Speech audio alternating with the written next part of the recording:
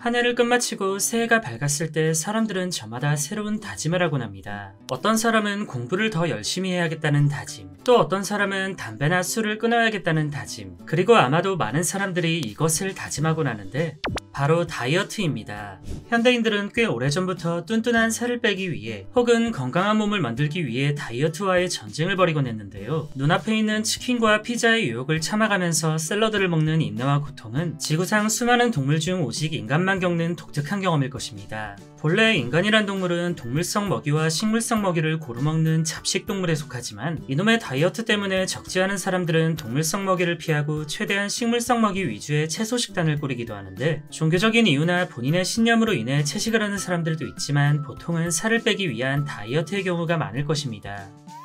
그렇다면 왜 고기가 아닌 채식 위주의 음식을 먹으면 아무리 많이 먹어도 살이 찌지 않고 되려 빠지는 것일까요? 우리가 음식을 먹게 되면 우리 몸에 있는 소화효소들은 이 음식을 분해하고 거기서 영양분을 쭉쭉 흡수하게 되는데, 일단 살이 찌는데 가장 결정적인 역할을 하는 놈들이 탄수화물과 지방인 것은 다들 알고 계실 겁니다. 하지만 채소의 성분은 수분과 셀룰로스 그리고 소량의 단백질로 구성되어 있어 기본적으로 살이 찔 만한 영양소가 충분하지 않고, 특히 인간의 몸은 저 셀룰로스를 분해하지 못하기 때문에 더더욱 살이 찔 만한 요소 자체가 사라져버립니다.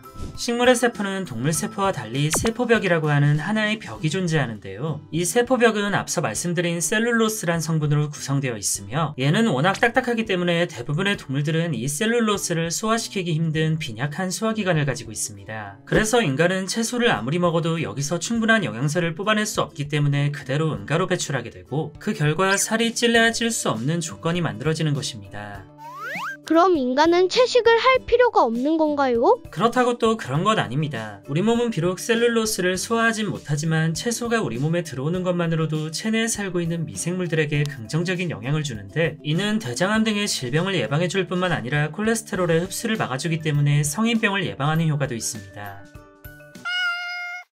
그런데 앞서 말씀드린 채소의 특징과는 다소 어긋나게 지구상에 존재하는 수많은 초식동물 중엔 상당히 뚱땡이들이 많은데요. 물론 사슴이나 기린 같은 날씬한 체형의 초식동물들도 있지만 코끼리나 소 같은 애들을 보면 도저히 채식만 한다고 하긴 믿기 힘든 육중한 몸을 갖고 있습니다. 그냥 엄청나게 많이 먹어서 저렇게 살이 찌는 거 아닌가 싶지만 다시 한번 채소의 성분을 생각해보면 도무지 이해가 가지 않는데, 이에 대한 비밀은 얘네들의 소화기관에 있습니다. 초식동물들은 각각의 생존 방법으로 딱딱한 셀룰로스를 기어코 소화시켜 에너지원으로 사용하는데요. 코끼리의 경우 맹장에 셀룰로스를 소화시킬 수 있는 셀룰라제라는 미생물이 살고 있어 이 녀석이 채소를 분해해주고 거기서 뽑아낸 영양소를 탄수화물과 지방으로 전환시켜줍니다. 덕분에 풀만 먹고 사는 코끼리는 마치 육식동물이 고기를 먹은 것 마냥 건강히 활동할 수 있게 되고, 셀룰라제가 분해해준 이 영양소들은 고스란히 코끼리에게 살과 근육으로 전달되면서 뚱땡이 같은 몸이 만들어집니다. 다만 코끼리는 보기보다 소화력이 약해서 자기가 섭취한 먹이의 약 40%밖에 소화시키지 못하는데, 그래서 코끼리는 살기 위해 150kg이나 되는 먹이를 하루 종일 쉬지 않고 먹어야 합니다.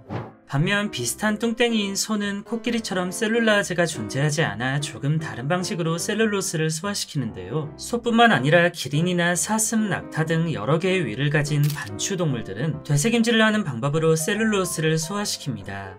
하나의 커다란 위를 가진 코끼리와는 다르게 반추 동물들은 무려 4개의 위를 가지고 있는데, 이 위들을 순서에 따라 사용하여 딱딱한 셀룰로스를 기계처럼 쳐부순 뒤 소화시킵니다. 일단 얘네가 먹이를 섭취하게 되면 내용물은 이빨로 인해 잘근잘근 씹혀서 분쇄된 뒤 식도를 타고 몸 안에 들어오게 되고, 이 먹이가 첫 번째 위인 혹위에 전달되면 여기서 위액이 1차적으로 셀룰로스를 공격합니다.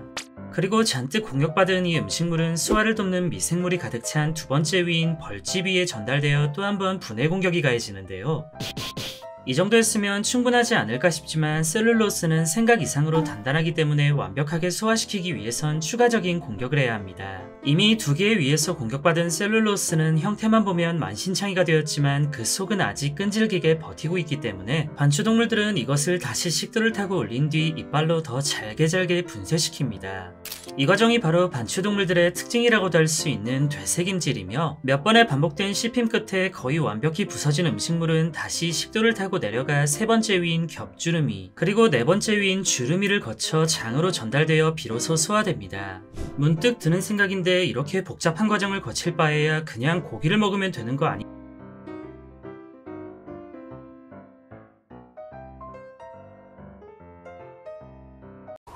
안녕히 계세요.